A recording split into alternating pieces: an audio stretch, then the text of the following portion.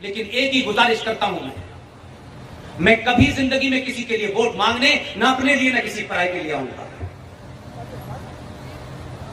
जब वोट देने जाएं, जब सरकार को चुनने जाएं, कौन सी पार्टी अच्छी है कौन सी पार्टी बुरी है मुझे इसमें कोई इंटरेस्ट नहीं। बटन दबाने वाले दिन, घर से निकलने के बाद और बटन दबाने तक अपनी नीयत को बांध के जाएं।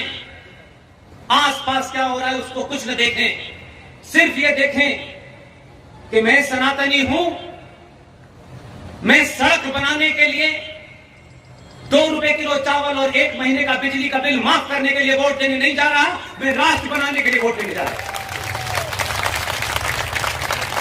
ये सोच के घर से निकले, आपकी जाति जो कुछ है वोट दबाने तक सिर्फ अपने आप को सनातनी समझें। इतना भी समझ लेंगे तो 2014 और 2019 1000 साल तक पैदा होते रहेंगे। आपके कत्ल का पूरा इंतजाम किया है, सोते रहिए, सिर्फ टीवी सीरियल देखिए, कथा करिए, भजन सुनिए, भगवान राम की कथा सुनिए। माता सीता ने कहा कि भगवान राम के पैर में कैसे छाले निकल गए, ऐसे लग रहा था कथा सुनाने वाला देख क्या रहा है। वही बातें इमोशनल, वही भावुक बातें करिए, लेकिन उसी कथा में करते करते मौला भी पैदा हो जाता है और अली भी पैदा हो जाता है। आप रहिए, इसी में लगे रहिए। आपके कत्ल का इंतजाम कर दिया लोगों ने, आप बोलना नहीं चाहते। उसी की कड़ी का 40 सेक्शन का अगला हिस्सा यह कहता है कि वेदांती जी को जो टैक्स देते हैं, इस संविधान पर यकीन रखते हैं, कानून मानते हैं, वेदांती जी को यह संवैधानिक अधिकार नहीं है कि वो हाई कोर्ट जाएं और कहें कि महाराज मीलॉर्ड मेरी जमीन ले ली है। हाई कोर्ट वो एप्लीकेशन एंटरटेन नहीं कर सकता। आपको अपनी जमीन की फरियाद करने के लिए वक्फ ट्राइब्यूनल बोर्ड में जाना है। उर्दू में एक कहावत है कि जो आपके कातिल हैं वही आपके मुंसिफ भी हैं। ये कानून बना करके 2013 में संसद में पास करके रख दिया है। किसी ने बताया था आपको आज तक? भाई साहब, आपके मकान की छोटी सी जमीन का टुकड़ा 2 सगे भाइयों के बीच में 10 गज इधर और 10 गज इधर चला जाए, सगे भाइयों के बीच में 20 साल मुकदमा चलता है, कई कत्ल हो जाते हैं। आप वो समाज हैं, लेकिन आपके राष्ट्र का सौदा हो गया है, आपको पता तक नहीं है, क्योंकि आप अपने स्वार्थ में डूबे हुए हैं। आपको लगता है सरकार का काम है, सरकार करेगी, हम क्यों करेंगे? हमारा काम तो पेट्रोल का प्राइस कैसे बढ़ा, प्याज कैसे महंगी हो गई, उतारो गड्डी से।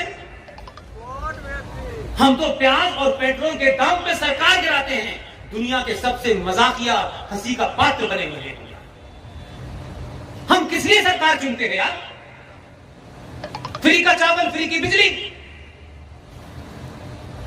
जब स्वार्थ में डूब जाते हैं, कायर और कमजोर और लालची समाज हो जाता है, तो सत्ताएं आपके कफन दफन का इंतजाम कर देती हैं और चली जाती हैं। बाद में जब आपको पता चलता है तो आप कहते हैं ऐसा कैसे हो गया? ऐसा इसलिए हो गया कि आप अपने निजी स्वार्थों में फंसे हुए हैं। और जो ताकतें 24 घंटे 24/7 अपने हितों को अपने स्वार्थों से ऊपर रखते हैं, अपने फेथ को अपने स्वार्थों से ऊपर रखते हैं, सरकारें उनकी बात चुपचाप से मान करके आपके कत्ल का इंतजाम करके चली जाती हैं। और आपको घमंड है कि हम 100 करोड़ हैं।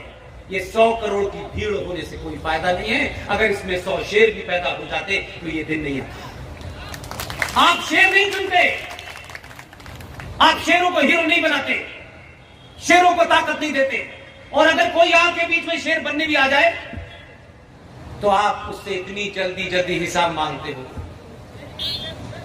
अच्छा, मंदिर बना दिया, अच्छा 370 हट गई, अच्छा आप पाकिस्तान को कब खत्म कर रहे हैं? अब हिंदू राष्ट्र कब बना रहे हैं? ऐसे लग रहा है चॉकलेट की दुकान पे जलेबी बन रही है क्या? राष्ट्र देश बहुत बड़ी चीज होती है, दुनिया के बड़े सारे मामला उसमें इन्वॉल्व होते हैं। आपको, क्योंकि आप अंतरराष्ट्रीय मीडिया नहीं पढ़ते, इसलिए आपको पता ही नहीं है।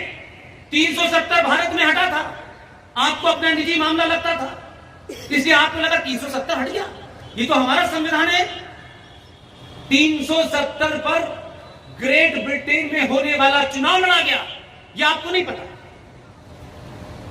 वहां लेबर पार्टी है, एक कंजर्वेटिव पार्टी। लेबर पार्टी के ऊपर भारत के मुसलमानों ने, पाकिस्तान के, बांग्लादेश के, सूडान के, इथोपिया के, दुनिया भर के सारे मुसलमानों ने, और आपको मेरी बात सच न लगे और आप मुझे झूठा साबित करने पे अगर खुश होते हो तो मैं यह आपको खुशी का मौका नहीं दूंगा। जाके ढूंढे।